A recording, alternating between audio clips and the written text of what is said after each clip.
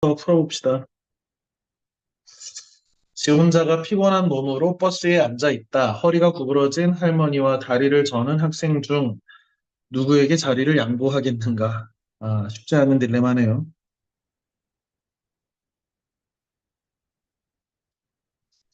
자, 지난 시간까지 선생님이 한 내용들을 다시 한번 강조를 하겠습니다. 공통문제를 풀 때 1번, 조건의 디테일을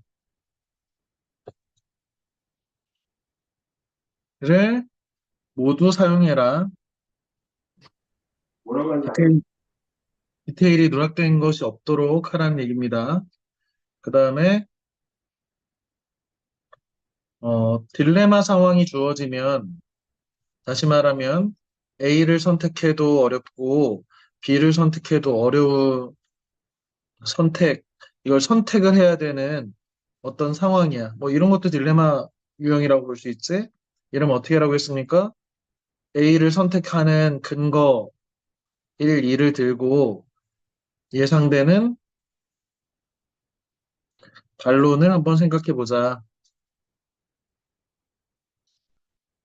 그렇다면 B의 근거가 필요하겠지.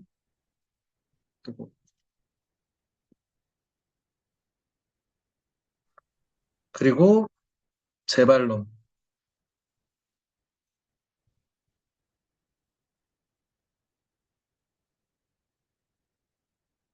그리고 요 재반론 할 때는 어떤 맥락적 상황, 준성, 이것을 고려해서 현재 지금 상황에서 어떤 맥락을 잡으면서 재반론을 하면 효과적이다 이런 얘기를 했고요. 그 다음에 이것이 합리적으로 이성적인 판단뿐만 아니라 중요한 것은 감성적으로도 그냥 T적으로도 중요하지만 F적으로도 중요하다고. 그것이 너무 합리적인 얘기들만 따져가다가 마치 너 티냐라고 하는 소리를 들으면 안 된다. 이것이 정답을 찾는 것도 중요하지만 그러한 정답을 찾는 과정에서 학생들이 이 발표자가 어떤 인품을 가지고, 인성을 가지고 있는 사람인지도 함께 드러난다.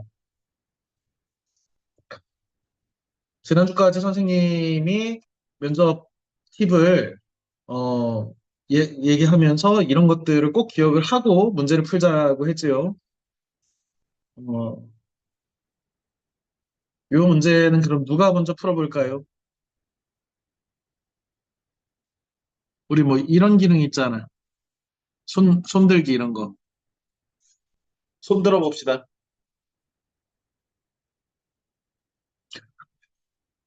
손 안 들 건가? 그러면 시켜야지. 구현경, 네. 현경이 한번 풀어보자. 어, 제가 만약 자리를 양보해야 한다면 저는 다리를 저는 장애 학생에게 자리를 양보할 것 같습니다.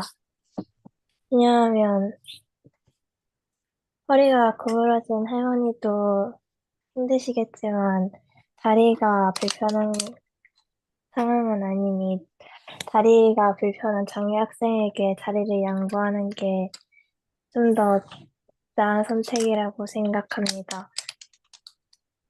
만약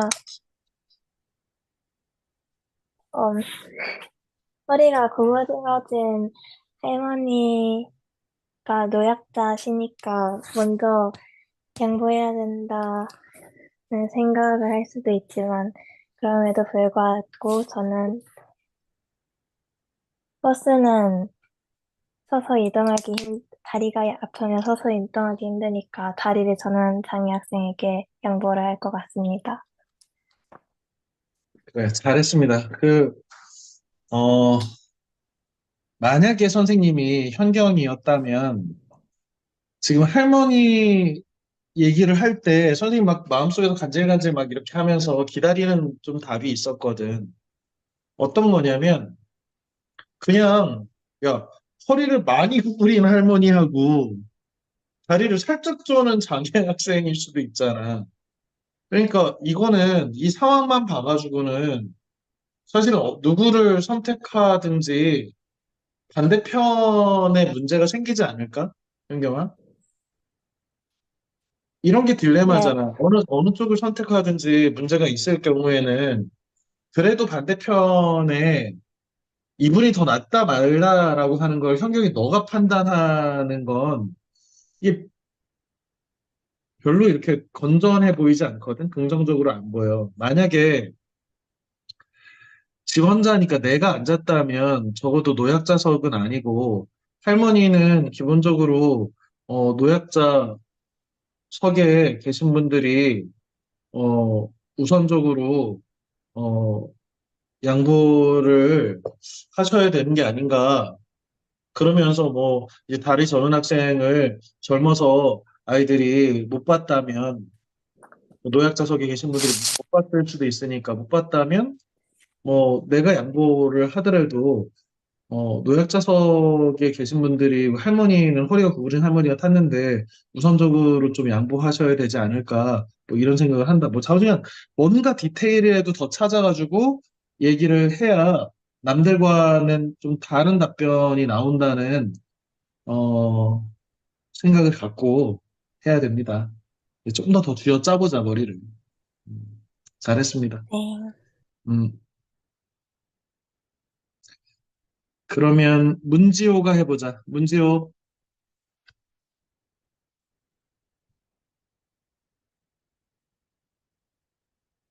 응? 문지호 마이크 안 되나? 그러면 안수빈, 수빈이가 해보자. 네, 네.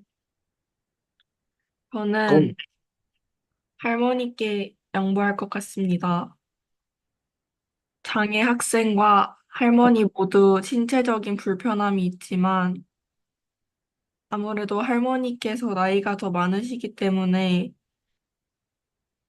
할머니께 양보를 한다면은 다리를 쩌는 장애 학생도 이해를 하고 받아들이고 더 나은 선택이 될 수 있다고 생각합니다.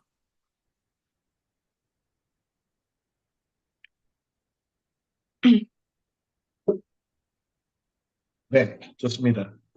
이것도 마찬가지로 좀 너무 한쪽만 딱 들어가지고 너무 간단하게 끝냈잖아, 수빈아. 좀 뭐 아이디어가 없을까? 난 좋은 아이디어를 가지고 있다. 손 들어보자. 조회서,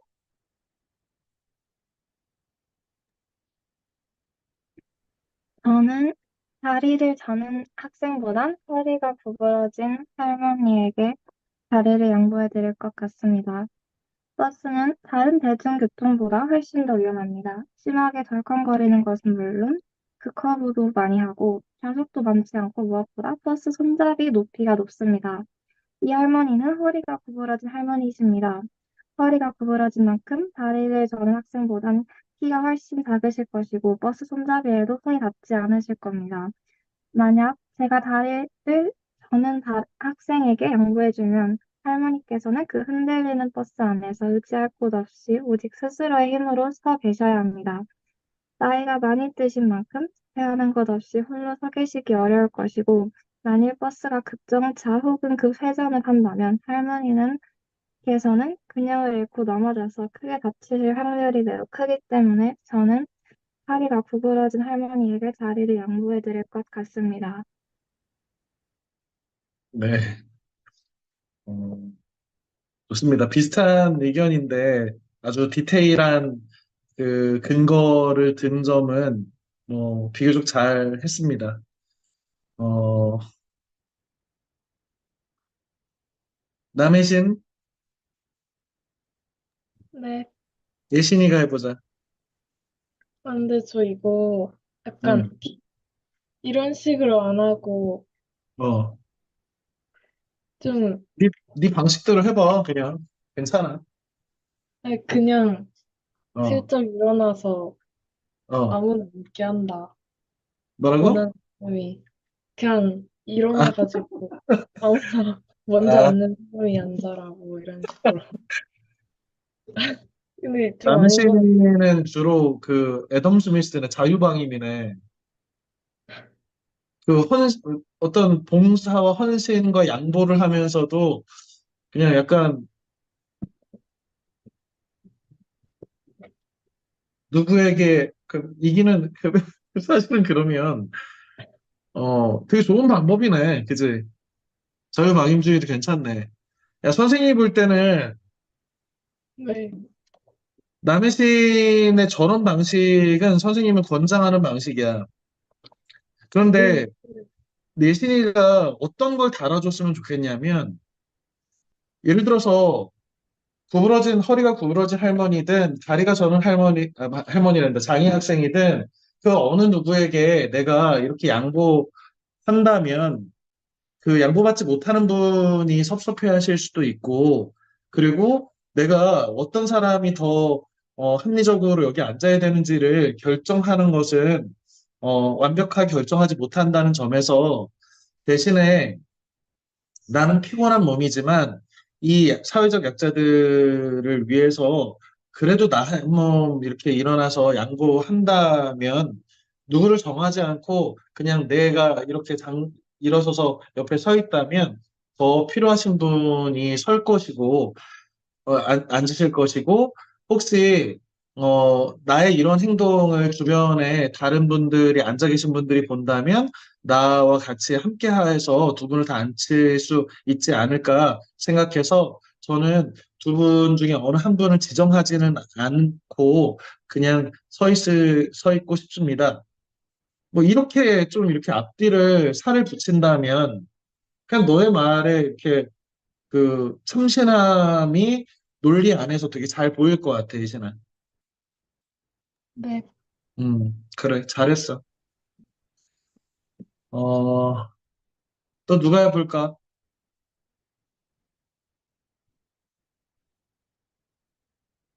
뭐, 이렇게, 이번 올해 학생들은 이렇게 약간 너무 착한 학생들 같아. 약간 미친 작년에는 하는데 말도 안 되는 소리들이 막 나와가지고 그랬었던 기억이 새록새록 나는데. 음, 하은이 한번 해보자. 기만.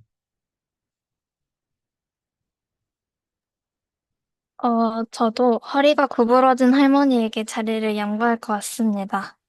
그 이유로는 할머니는 허리가 불편하신 상황이고 학생은 다리가 불편한 상황입니다. 흔들리는 버스 안에서 할머니는 서 있으면 허리는 계속 흔들리기 때문에 통증이 더욱 심해질 것이라고 생각합니다. 따라서 뒷 받침대가 있는 좌석을 할머니에게 양보해서 허리를 편안하게 만들어 드릴 겁니다.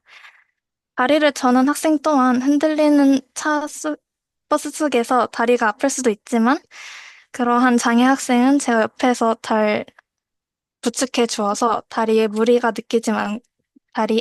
느끼지 않게끔 도와줄 것 같습니다. 음, 일단은 디테일을 약간 늘렸네요. 어, 할머니한테 양보하고 다리 저는 학생은 내가 부축한다. 어쨌든 다리 저는 학생을 부축을 한다라고 하는 대안을 제시했다는 점에서 일반적인 답변보다 진일보한 답변으로 보입니다. 뭐 그렇게라도 찾아내야지.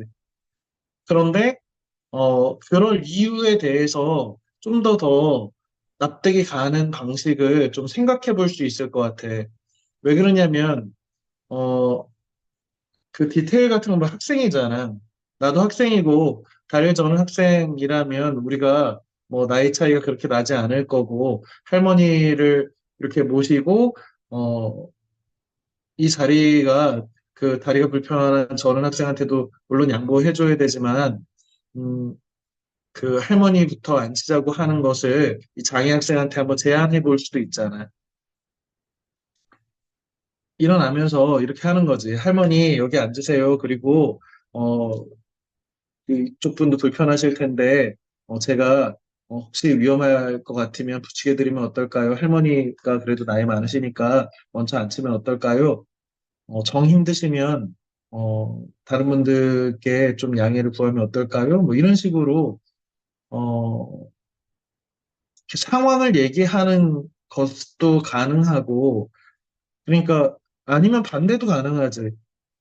이 다리를 저는 장애 학생한테 할머니를, 뭐 이렇게 먼저 자리를 양보하고, 할머니께 이 학생이 이렇게 힘들어 보여서 양보했어요. 할머니 제가 부축해 드릴게요. 이렇게 하는 것도 더 자연스러울 수 있잖아. 왜 그러냐면, 뭐 학생보다는 할머니가 내가 부축하고 이렇게 스킨십을 하는 것에 대해서 좀 더, 뭐, 덜 불편해 하시고, 그렇게 생각하실 수도 있잖아. 그러니까 뭔가 나의 행동에 디테일한 이유들을 하나씩이라도 더 찾으면 다른 친구들보다는 좀 더 나은 답변을 낼 수 있다는 것이 어,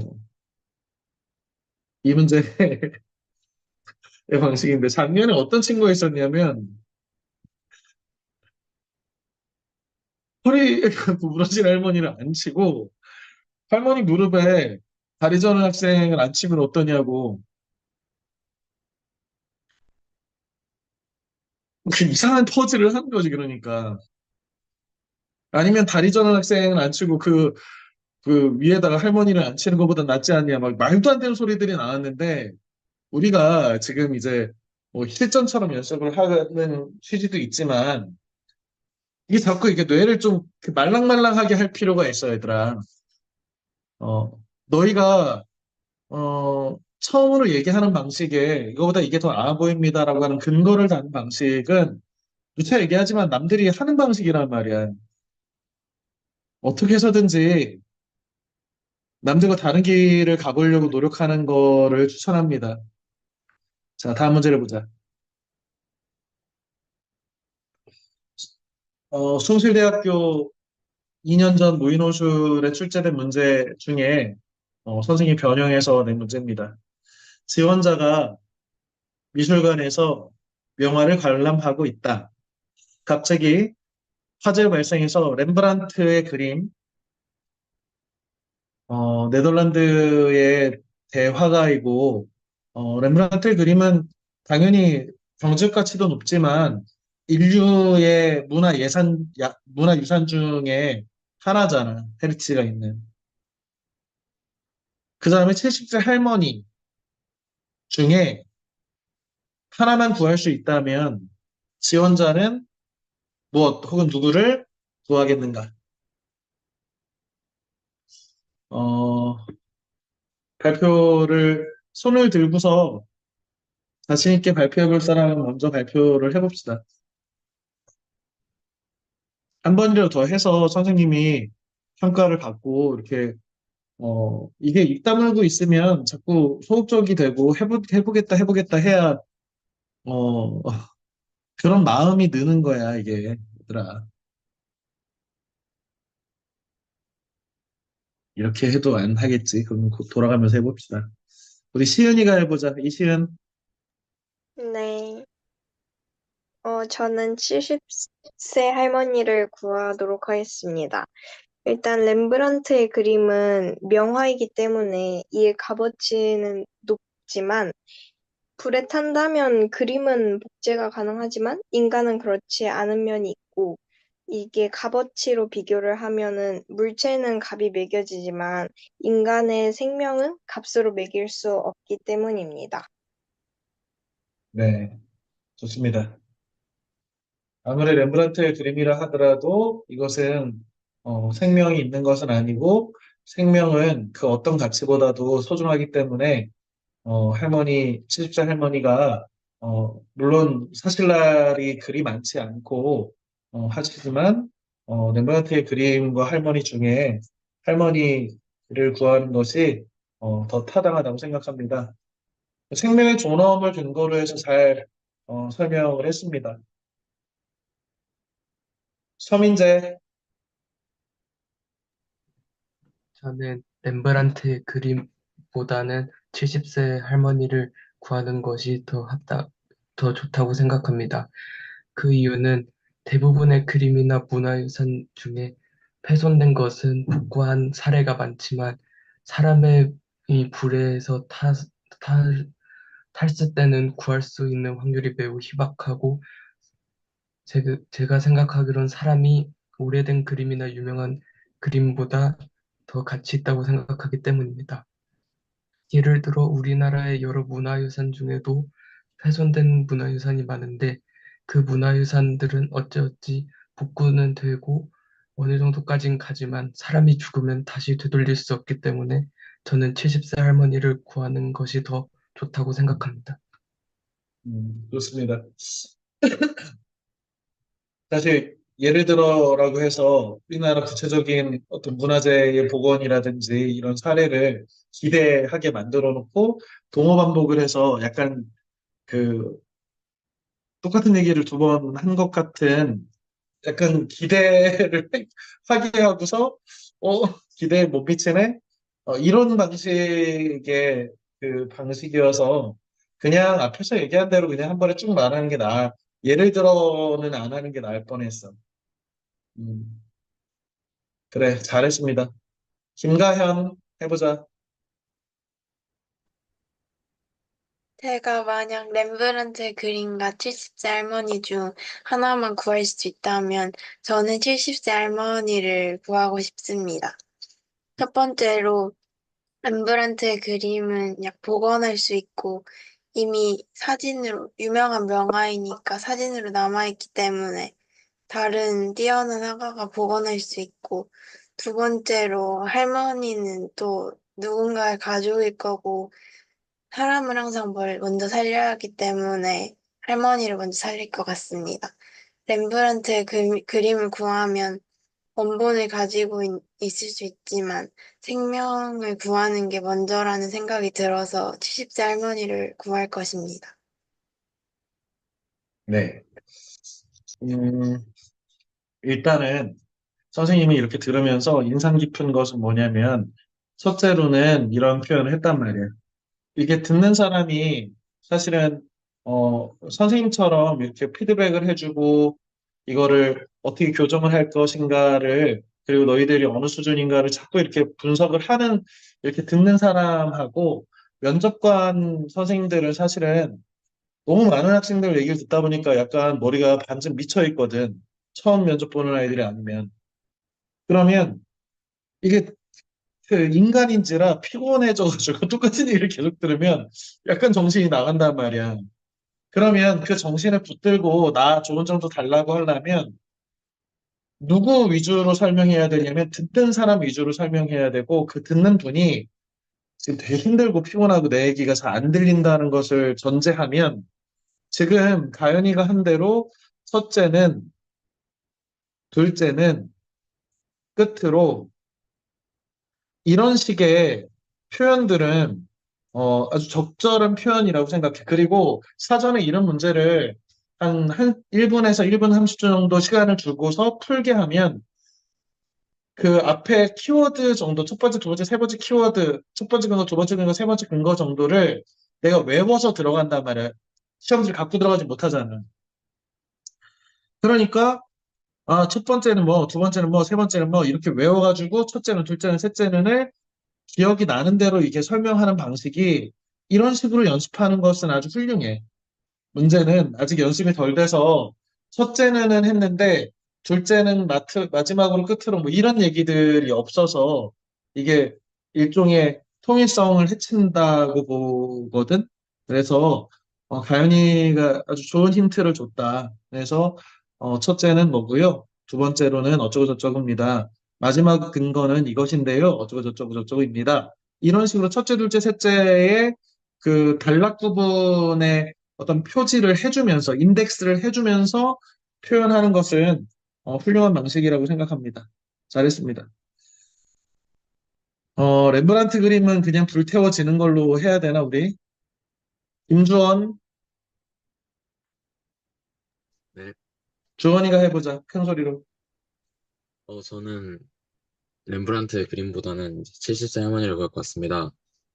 그 이유는 렘브란트의 그림같이 약간 미술품 같은 유산들은 충분히 후에도 복구가 아니라 사진 같은 기록으로도 남길 수 있는데 사람의 목숨은 그렇지 않기 때문입니다. 예로, 수원화성도 전쟁을 많이 겪으면서 파손이 됐는데 그 후로 복원을 해서 유네스코 세계유산에도 등재가 됐었고, 또 숭례문도 화재로 불탔지만 아직도 국보 1호로 있기 때문에 렘브란트의 그림 같은 문화유산들은 충분히 후에도 기억이 될 수 있다고 생각합니다. 좋습니다. 일단 주원이가 숭례문과 수원화성을 예로 들어서 어, 물론 이제 렘브란트의 그림이 불탄다면 원본이 사라지고 그러면 이제 발터 베냐민 같은 철학자는 이런 원본만이 주는 아우라, 항상 오라라고도 하고 아우라라고도 하는데 원본이 가진 그 신비한 어떤 그 기운 같은 것을 어, 복제품에선 살 수 없다라고 주장하는 미학자들도 있지만 어쨌든 지금 적절한 예시를 든 것 같아.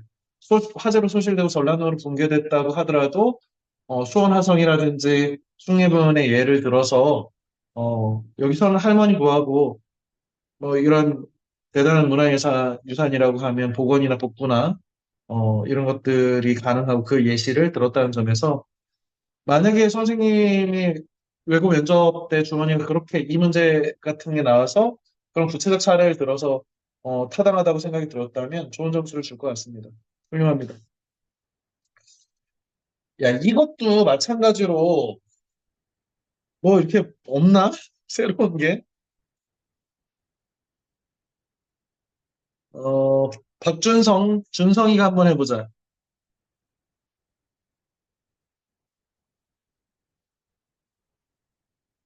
준성이 마이크 안 되나? 예, 준성이가 답변해보자. 예, 그,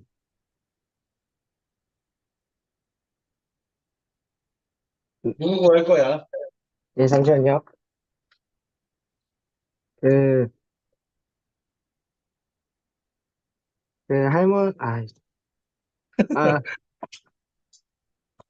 아, 이게 생각하고 있었는데 말이 안 나와요. 그러면은 다음 순서에 시킬게. 박서준이 해보자. 예, 저는 렘브란트의 그림과 70세 할머니 중에 할머니를 구할 것 같습니다. 왜냐하면 이 70세 할머니의 생명의 값어치가 렘브란트의 그림의 값어치보다 더 뛰어나다고 생각하기 때문입니다. 렘브란트 그림은 화재에 불타버리더라도 이미 이름값이 뛰어나기 때문에 복원해도 그 가치가 보존될 확률이 높지만 할머니는 사람은 죽으면 끝이기 때문에 사람을 구해서 사람을 구해야 한다고 생각합니다. 네, 좋습니다.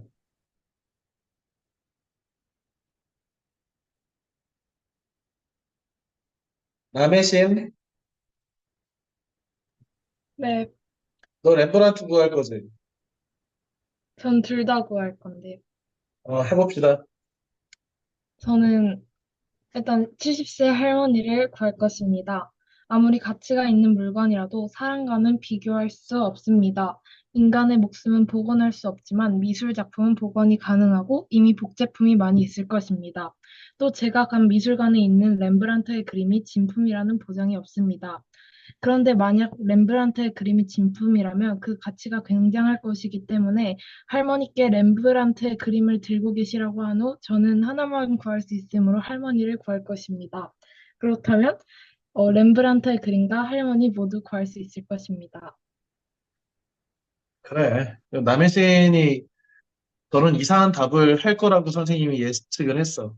훌륭합니다.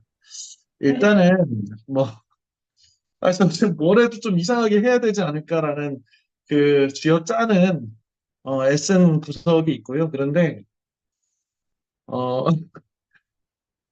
힘이 엄청 세야겠죠. 할머니가 렘브란트를 그림을 구하고 나는 할머니를 구한다 식의 일종의 퍼즐로 풀었잖아, 이걸.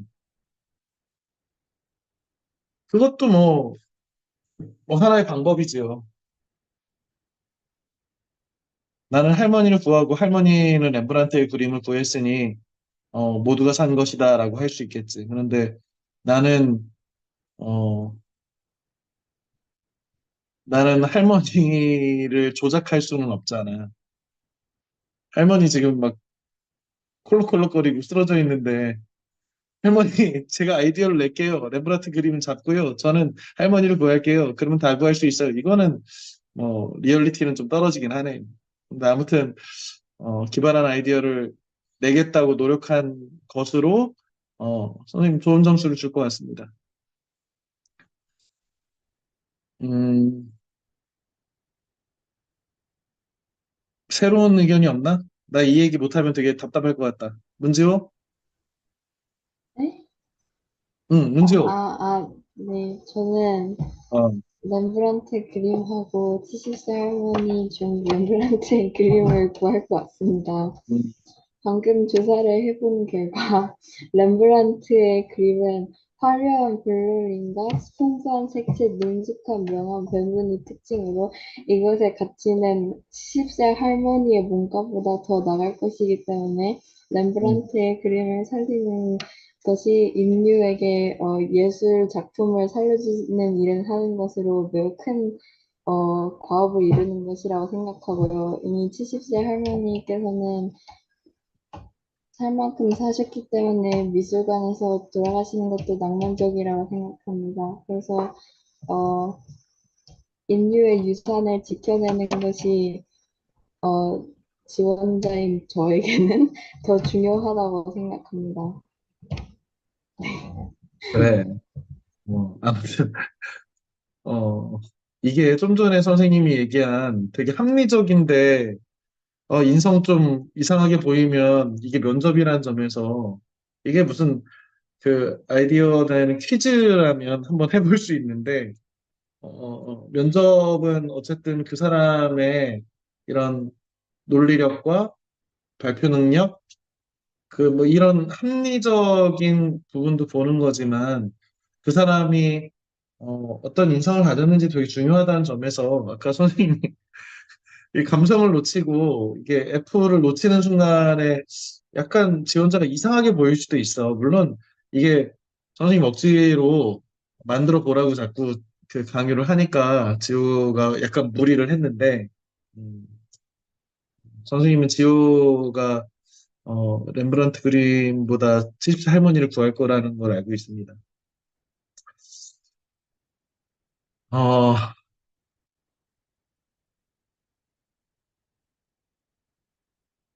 아까 문제하고 좀 비슷하게 풀 수 있는데,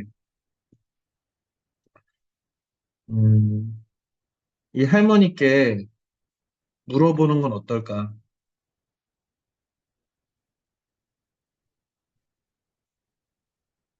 어,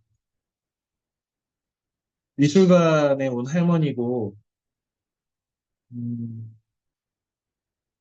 선생님은 이 문제를 어떻게 풀고 싶냐면, 아까도 누구 구하는 문제 있잖아. 누구 구하는 문제를 내가 판단해야 되는 상황이야. 그런데 그런 상황이 오면 일종의 팁처럼 뭘 생각하냐면 굳이 내가 결정하지 않아도 된다는 걸 자꾸 생각을 할 필요가 있어. 한번 생각해봐. 진짜 생각해봐. 렘브란트의 그림이 있는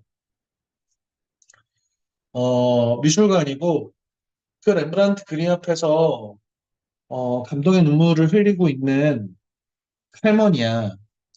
그런데 그 할머니한테 자기 자신과 렘브란트 그림 중에 누구를 구해야 되나요? 라고 여쭤본다면 할머니는 그래, 나 살 만큼 살았어. 그리고 나 지금 렘브란트의 그림을 감상하면서 아름답게 인생을 마무리하고 싶어. 렘브란트 그림은 나뿐만 아니라 앞으로도 인류의 유산으로 나와 같이 오늘 내가 느낀 이 감동 같은 느낌을, 계속해서 받는 사람들을 만들 수 있다면, 어, 나는 렘브란트 그림을 위해서 희생한 사람으로 남는 것도 내 인생에 의미 있다고 생각해. 내 이름은 누구고, 렘브란트 그림을 구한 사람으로 남들한테 꼭 알려줘. 라고 한다면 나는 그 뜻을 받드는 것도 좋은 판단이라고 생각해. 렘브란트한테 물어보면 할머니 구하라고 할 것 같아. 하지만 렘브란트는 죽어서 말을 못하고 할머니한테밖에 물어볼 수 없는 상황이잖아, 이 상황에서는. 아까 장애를 가진 친구한테나 할머니한테 양쪽 다 물어볼 수 있지만, 여기서는 할머니한테 물어보고 긴급한 상황이지만, 할머니, 제가 할머니 구하려고 하는데, 저 렘브란트 그림은 못 구해요. 그래도 저는 할머니가 소중한 생명이고, 그래서 렘브란트 그림을 못 구하더라도 할머니 살려야 된다고 생각해요. 그러면 할머니가 판단하시겠지. 그래서 할머니가 혹시 렘브란트 그림 대신에 날 살려줘? 그러면 할머니 살리는 게 맞고, 할머니가 이러이러한 이유로, 만약에 선생님이 70세는 요즘 너무 젊어서 좀 그렇긴 하지만 80세, 90세 살 만큼 산 상태에서 이런 판단을 해야 될 때는 글쎄 나라도 렘브란트를 살리라고 하지 않을까라는 생각을 잠깐 해본다는 점에서 꼭 이 문제가 아니더라도 이렇게 어떤 선택을 하는 문제를 어, 누구의 입장이라면 어떻게 말할까? 누구의 입장이라면 어떻게 말할까? 이렇게 한번 생각해 보는 것은 어, 좋은 답변으로 가는 어떤 힌트가 될 수 있다는 점에서 꼭 이제 메모를 해놓고 어, 나중에 기회가 될 때 적용을 해보기 바랍니다. 다음, 자,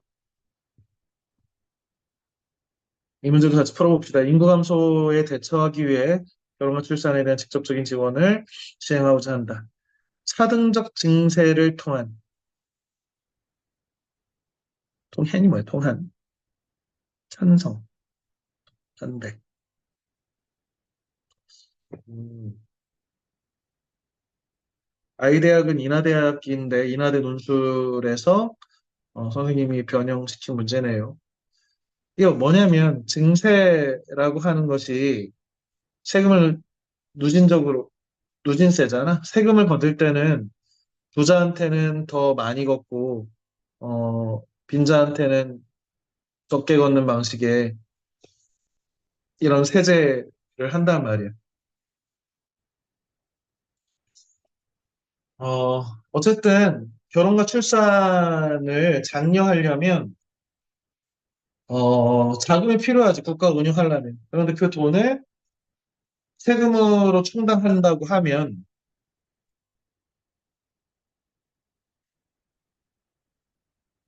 모든 사람들한테 비슷한 비율로 비슷한 금액들을 걷는 것이 낫냐, 아니면 부자한테 훨씬 더 많이 걷는 것이 낫냐. 지금 어떻게 보면 두 가지가 어, 좀 섞여 있는데 한번 답변을 들어보도록 합시다. 노혜인,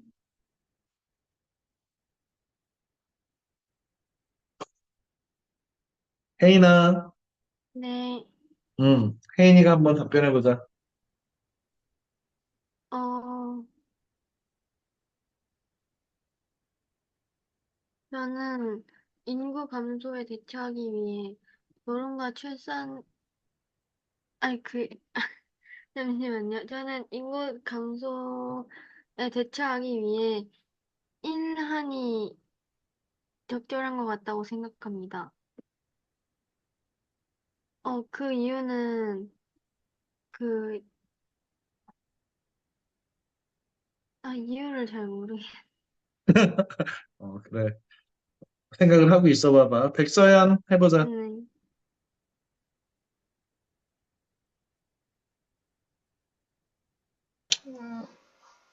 저는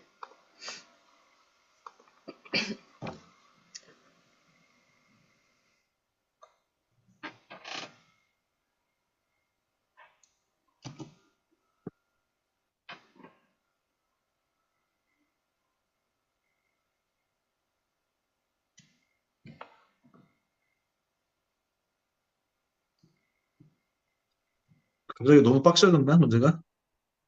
어떻게 해야 될지 모르겠어요. 그래. 그럼 서연아, 네. 꼭 인구 감소가 아니라도 그 세금을 부자들한테 많이 걷고 가난한 사람한테 덜 걷는 방식이 난 것 같아? 아니면 비슷비슷하게 걷어가지고 사용하는 게 나은 것 같아?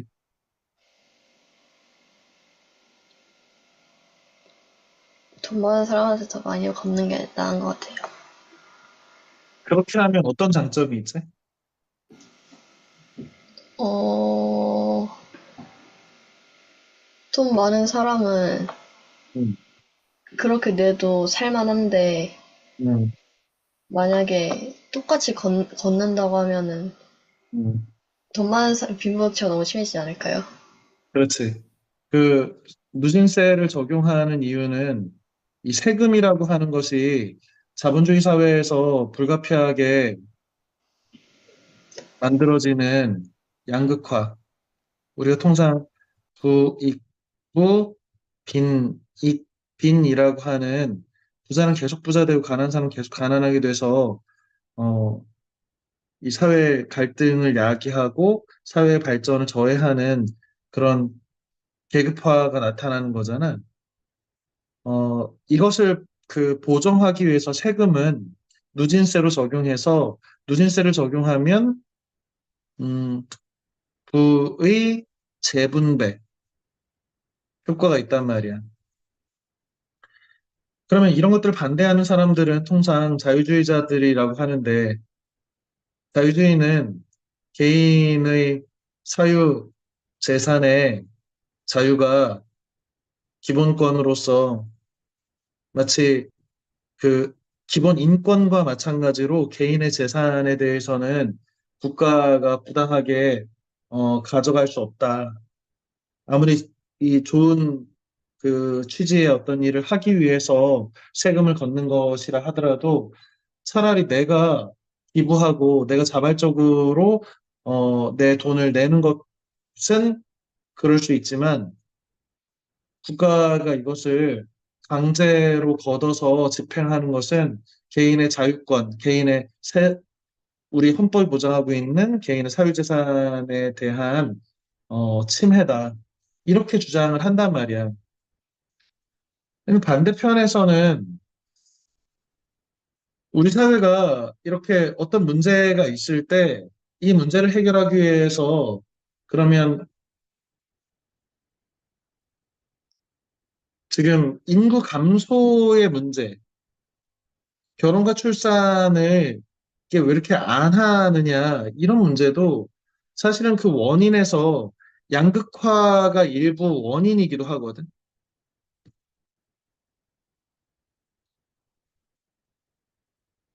우리가 강남의 대치동에서 막 국어학원을 두 개씩 다니고, 막 수학학원 다니고, 막 과외하고, 이렇게 해가지고 서울대 가고 막 이러는, 교육마저도 이렇게 사교육에 의해서 좌지우지 되는 이런 그 부의 세습이 이제 교육의 세습으로 이어져가지고 신분의 세습이 되는 이 부가 모든 것을 다 결정하게 되는 이런 사회가 사실은 인구 감소에 이런 사회에서 어, 아이들 낳기 싫다라든지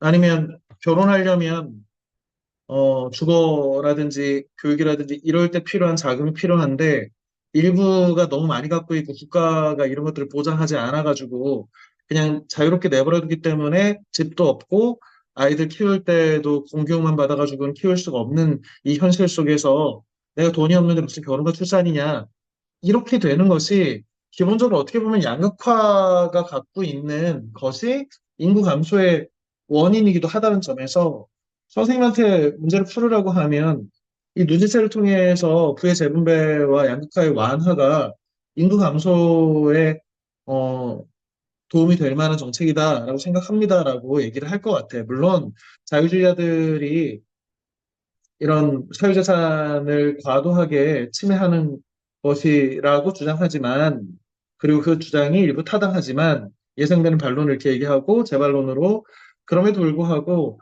이런 식으로 인구가 감소하고 양극화가 심화가 돼서 사회의 갈등이 늘어났을 때 이 사회가 어,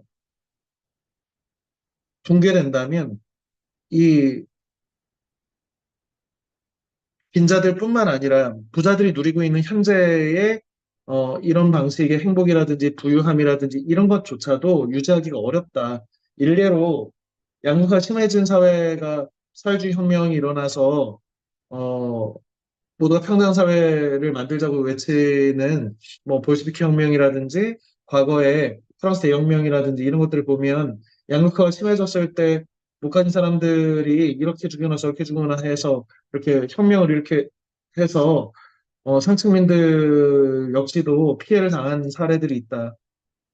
결국에는 이 자본주의를 지탱하고 있는 것이 어떻게 보면 부의 재분배를 통해서 이런 사회적 갈등을 완화하고 부자들의 세금을 통해서 이 사회 문제를 해결해 왔기 때문에 우리가 현재 이 자유주의, 이 자본주의 사회를 문제가 있음에도 무너지지 않고 지탱하고 있었던 것이다. 따라서 부자들 위해서도 이러한 어떤 세금 제도를 통해서 사회 문제를 해결하는 것이 부자들도 충분히 동의할 만하다고 생각합니다. 뭐 이런 식으로 답변을 할 것 같아요. 선생님 볼 때는 문제가 좀 너무 어려워서 그렇네요. 자, 이 문제를 한번 풀어보자. 능력주의에 대한 찬반.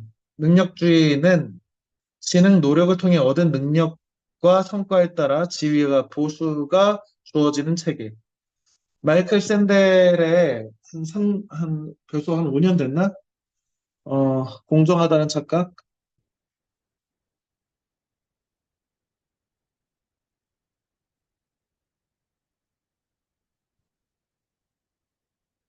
이 책이 사실은 굉장히 반향을 일으켰는데, 샌델의 정의란 무엇인가 이후에, 어, 돈으로 살 수 없는 것들이라든지, 아니면,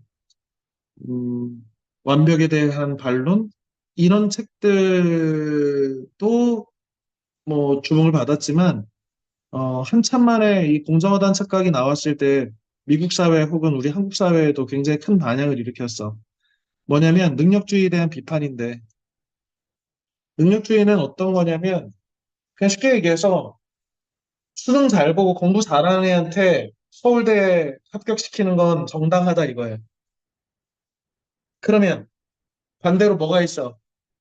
농어촌 전형이라든지 사회적 약자를 위한 전형들은 능력주의에 위배되는 거지. 왜? 더 뛰어난 능력을 가진 사람을 합격시키지 않고 사회가 사회적 배려를 해서 상대적으로 능력이 뛰어나지 않은 능력이 뛰어난 학생도 못 들어가는 대학을 집어넣어주는 거잖아. 이런 게 이제 능력주의에 대한 공정하다는 착각에서의 반론인데 근거들을 생각해보고 한번 발표를 해보겠습니다. 음, 발표해보고 싶은 사람 있나? 시간이 한 10분밖에 안 남았으니까 예서가 한번 해보자. 조예서.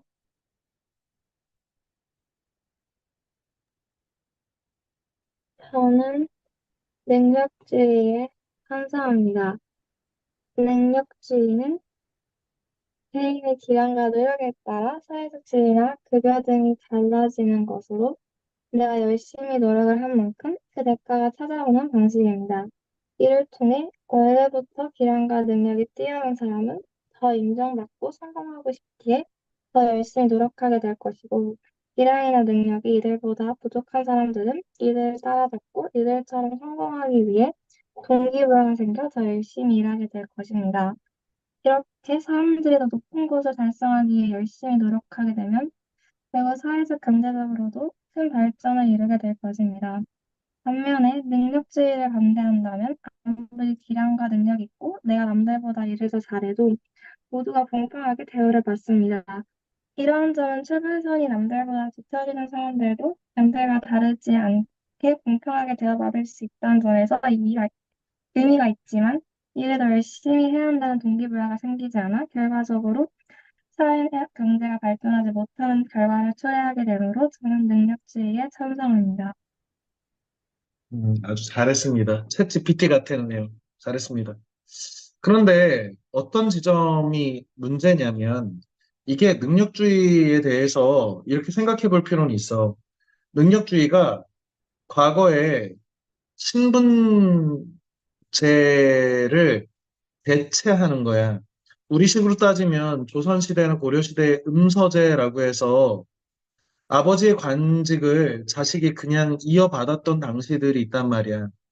그런데 과거제가 실시돼서 이제 시험 봐가지고 노력하고, 그래. 지금 예서가 잘 얘기한 대로 노력해가지고 태어난 신분이 낮은 사람이라고 하더라도 능력만 있다면, 노력해서 얻어낸 어떤 실력만 있다면 과거의 귀족들이 누리는 어떤 권리라든지 이런 것들을 누릴 수 있다. 그래서 사회 계층 상승에 어떤 기회가 주어진다는 점에서 사회 발전에 이바지한단 말이야. 사람들이 열심히 노력하고 말하는 것처럼. 근데 문제는 뭐냐면 지금은 이 사회가 아니고 능력주의 다음에 이 능력에 아까도 얘기했지만 지능, 노력은 그래 인정해줘야 된다고 생각해. 선생님이 지난주에 그 나 혼자 산다라고 하는 예능을 이제 밤에 봤는데 거기에 오상욱 펜싱 이관왕한 선수가 훈련하는데 뭐라고 써 있냐면 표가 나보다 더 많은 땀을 흘린 자에게 금메달이 주어지는 것은 인정하겠다. 되게 여러 가지를 생각하게 했거든. 선생님도 보면서 아 정말 애쓴다. 자격이 있다. 나보다 더 많은 땀을 흘린 이에게 금메달이 주어지는 것은 난 인정한다. 무슨 말이냐면 똑같은 그 워딩은 아니지만 이런 취지인 거야. 그러니까 나는 세계에서 그 누구보다도 많은 노력을 하겠다라는 내포적인 의미가 있고 누군가 나보다 더 열심히 노력했다면 그 대가로 금메달을 그 가져가는 것은 나 인정하겠다. 문제는 뭐냐면 오상욱 같은 선수도 그 형도 같은 펜싱 그 선수였는데 오상욱하고 키가 달라. 오상욱이 키가 거의 뭐 192m에 가까워서 긴 리치와 긴 다리를 런지를 이용한 긴 아무래도 펜싱에는 유리하거든. 이 지능이라든지 이런 것들은 운으로 주어지는 거잖아. 타고나는 거란 말이야. 그리고 아까 선생님이 얘기했지만 능력주의의 문제는 뭐야? 부모의 부가 학생의 능력에 퍼포먼스에 결정적 역영향을 끼친단 말이야. 우리도 지금 봐봐라. 지금 어떤 학생이 똑같이 만행외고를 지원한다고 하더라도 우리 학원처럼 이렇게 막 연습도 시키고 자수어도 선생님이 붙어가지고 막 고치고 이렇게 하면 이게 사실은 누구에게나 주어지는 기회는 아니잖아. 부모의 부하고 상관이 있단 말이야, 이게. 그러니까 너희가 남들보다 뭔가를 더 잘해서 능력이 뛰어나다 하더라도 그것이 100%의 노력의 대가냐. 이렇게 얘기가 쉽지 않다는 거야. 부모의 부나 이런 것들은 다 운이잖아. 이 마이클 샌델도 공정하다는 착각에서 반론을 제기한 게 그 부분이거든. 우리가 공부 잘하는 사람한테 좋은 대학 보내고 좋은 대학 가면 걔가 더 많은 연봉과 사회적 지위를 얻을 것은 당연하단 말이야. 근데 그것이 과연 당연하냐?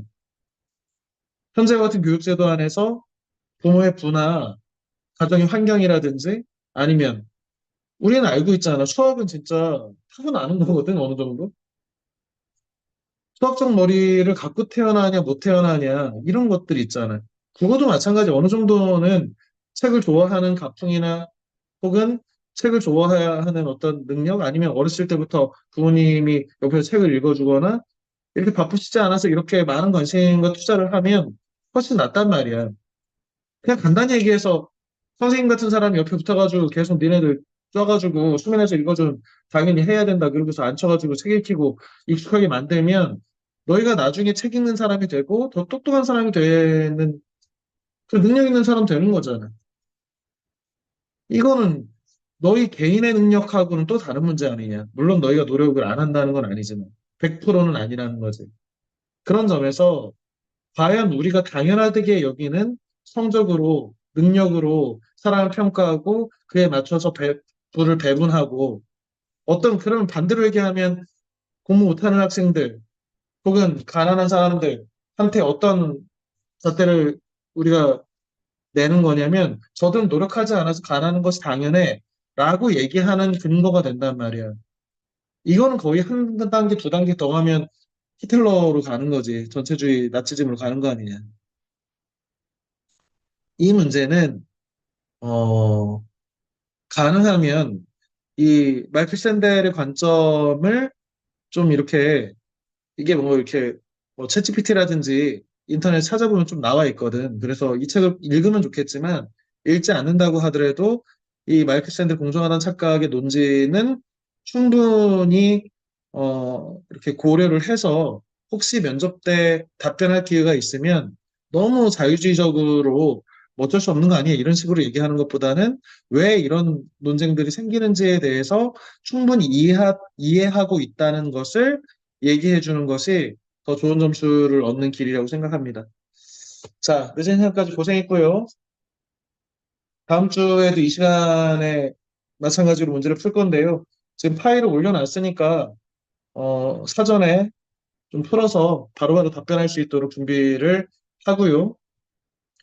어,